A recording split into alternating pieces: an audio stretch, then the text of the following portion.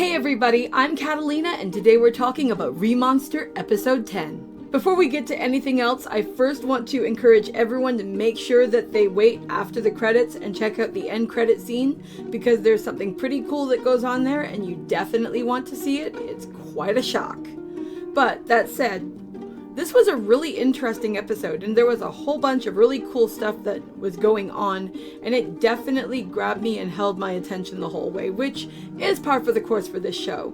The key thing to begin with, of course, is that Ogrou has gone through another form of evolution by the end of the episode, and it looks like there are some interesting distinctions between this one and some of the other ones that we've seen. First off, I thought it was funny in that ending credits that I encouraged you guys to check out, that we actually see somebody go to him, Ogrou, why are you so small? Because it seems like his actual stature has come down. But I don't think that's necessarily going to be a negative trade-off. That might actually be useful or interesting, because it looks like he's definitely obtained some new abilities, and we're going to have to see just what those will actually entail, because it seems like they don't just affect him.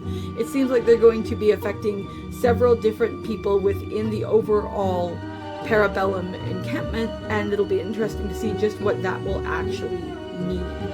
The meat of this episode was based and focused on the fact that the two Cook sisters actually have both ended up being pregnant with Ogrou's children, and the consequences and maintenance of actually dealing with humans who are pregnant with ogre babies. And by the way, ogre babies are very cute. That was adorable. It was so cute seeing the kids. The kids just seemed super precious, and of course, because they are ogre babies, they are growing super quick, and by the end of the episode we see them trying to take their first steps, and that was just so damned heartwarming. But the thing we did not know, and that people definitely need to be careful with going forward, is that when humans have ogre babies, it's complicated. Very complicated. Like Breaking Dawn from the Twilight series. Complicated. And thank goodness Ogrou was there to help them and to support them, and I really love that aspect of it though, because it shows just how much he actually cares about these people. It's kind of funny that they still don't have names. I don't necessarily see it as a malice thing at this point. I don't know quite how to view it honestly, but I mean, when you see him interact with any of the girls that he's involved with in any of the episodes, generally speaking, if it's any of the ones that he's been around for a long time, there's still definitely concern and connection and care and everything else. I thought that it was really interesting also seeing him tell Grandpa Goblin to shove it up his ass when he was like, hey, those are half-breeds. Half-breeds are not usually accepted by people. You might want to bump those off. And Ogrou rather, is just like, screw that noise. Because yuck, that would be eugenics nightmare fuel. And let's skip on that, thanks.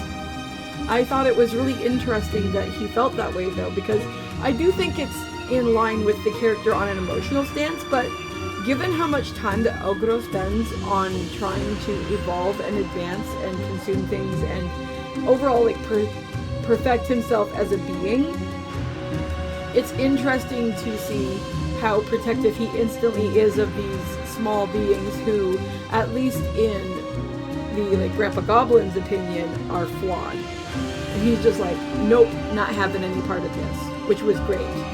Another thing that was super cool in this episode is that I think Tomboy Princess made out a lot better here than she did in her debut.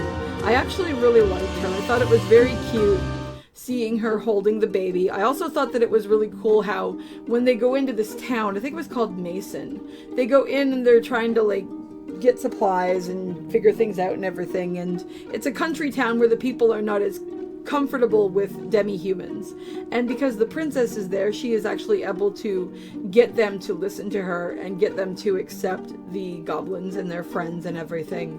And then of course, because the goblins are really cool in this show, actually by the time that everything is done, everybody ends up being friendly and getting along.